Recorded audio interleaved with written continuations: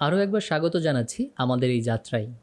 আজ আমরা জানব কিভাবে সময় বাঁচানোর জন্য এবং সহজে কাজ করার জন্য একটি গ্রুপ করতে হয় এবং সেই গ্রুপ করার জন্য আমরা কি কি সুবিধা পেয়ে থাকি সেই বিষয়ে।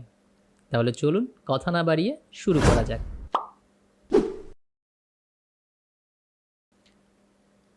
দেখতে পাচ্ছেন আমরা একটি আর্টবোর্ডের উপরে অনেকগুলি কালার বা অনেকগুলি অবজেক্ট করে রেখেছি। এখন কোনো কারণে যদি আপনার মনে হয় যে কোনো একটি অবজেক্টকে আপনি একটু স্থান পরিবর্তন করবেন, অথবা এর কালার চেঞ্জ করবেন, অথবা একে ব্রাশ তৈরি করে কাজ করবেন, অথবা প্যাটার্ন তৈরি করে কাজ করবেন, ঠিক এমন করে অনেক কিছু হতে পারে। তার মধ্যে আমি সিম্পলি আপনাদেরকে বুঝিয়ে দিচ্ছি। ধরুন আমি এই পাতাটিকে এখান থেকে সরাতে চাই। সেই ক্ষেত্রে আমি যদি এই পাতাটিকে ধরি, এই পাতাটি সিঙ্গেল একা সিলেক্ট হচ্ছে। তো আমি যখন সরাইতে যাব শুধুমাত্র পাতাটি আসবে। সেক্ষেত্রে আমাকে যে কাজটি করতে হবে, হয় শিফট চেপে বারবার ক্লিক করে এদেরকে পুরোটা সিলেক্ট করতে হবে, অথবা এইভাবে করে মাউসের বাম বাটন চেপে ধরে টান দিয়ে এটাকে সিলেক্ট করতে হবে। তো আমার যদি মনে হয় যে এই পাতাটিকে আমাকে অনেকবার মুভ করতে হতে পারে, বা আমার প্রজেক্টের জন্য তাকে বারবার কপি করতে হতে পারে, বা কালার চেঞ্জ করতে হতে পারে, সেই ক্ষেত্রে আমাকে যে কাজটি করা সব থেকে বুদ্ধিমানের, সেই কাজটি হচ্ছে গ্রুপ করা। অর্থাৎ এই পাতাতে আপনি এদেরকে একটি গ্রুপ করবেন। তাতে করে হবে কি, এরা আনগ্রুপ না করা পর্যন্ত একটি অবজেক্ট হিসাবে আপনার সাথে কাজ করবে। কিভাবে চলুন দেখি। এই পাতাটিকে আমরা প্রথমে যে যে অবজেক্টকে একসাথে গ্রুপ করব সেগুলিকে আগে সিলেক্ট করে নিব।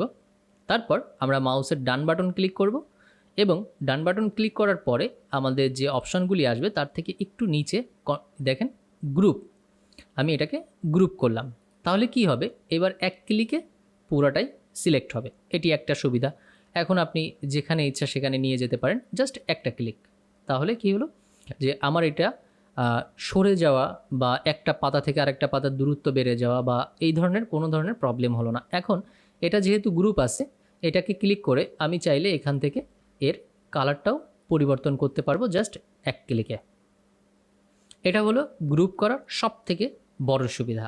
আচ্ছা, এবার যদি আমরা মনে করি যে এই গ্রুপ হওয়া পাতাটাকে আমরা কয়েকটা কপি করব, তাহলে দেখুন এই গ্রুপ আছে, এটাকে এইভাবে আমি ছড়িয়ে দিচ্ছি।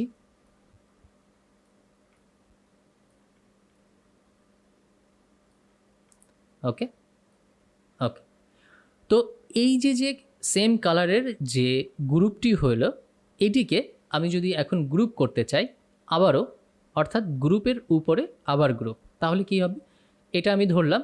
খুব সহজে আমরা ম্যাজিক ওয়ান টুল দিয়ে এইটার উপরে একটা ক্লিক করলে এই কালারের সবগুলো সিলেক্ট হয়ে যাবে।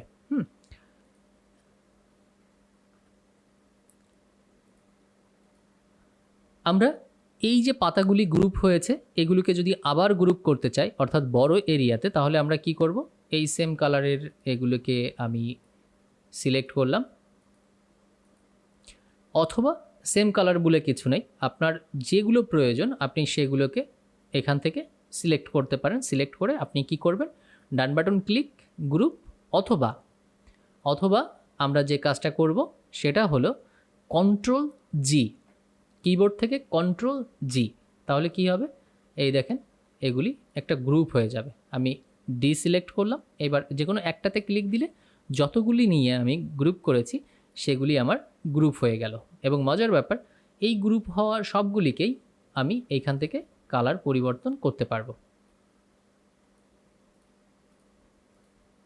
দেখুন, গ্রুপ করার সবথেকে বড় সুবিধা হচ্ছে আপনার সময় বাঁচানো, এবং সবথেকে ইম্পর্ট্যান্ট হচ্ছে আপনার এই ডিজাইনটি নষ্ট না হয়ে যাওয়া। অর্থাৎ আপনার যদি এইখানে ধরুন যে একটা পার্ট 3-4টা জিনিস কমপ্লিট হয়ে গেছে, সেটিকে আর আমার এডিট করতে হবে না, বা সেটির খুব বেশি কাজ নেই, তখন আমি কি করব, ওই 3-4টা জিনিসকে ধরে আমি ওইটাকে গ্রুপ করে দেব। গ্রুপ করে দিলে হবে কি, ওটা নড়াচড়া করলেও প্রত্যেকটা অবজেক্ট যতগুলি নিয়ে একটা গ্রুপ হয়েছে সেই অবজেক্টগুলির মধ্যে খুব বেশি পার্থক্য, খুব বেশি মানে কি একদমই পার্থক্য হবে না, কারণ তারা গ্রুপ আছে। গ্রুপ ধরে আপনি দেখেন যে আমি যদি এইটাকে আনগ্রুপ করে দিই, আনগ্রুপ করে দিলাম। এইবার আমি মনে করি এই পার্টটা আমি গ্রুপ করে রাখবো। কন্ট্রোল জি দিয়ে গ্রুপ করে দিলাম। দেখুন এটাকে যদি আমি মুভ করাই তাহলে এরা শুধুমাত্র ঘুরে বেড়াবে, কিন্তু নিজেদের মধ্যে কোনো ধরনের চেঞ্জ হবে না। এটা হলো সবথেকে বড় সুবিধা গ্রুপিংয়ের ক্ষেত্রে।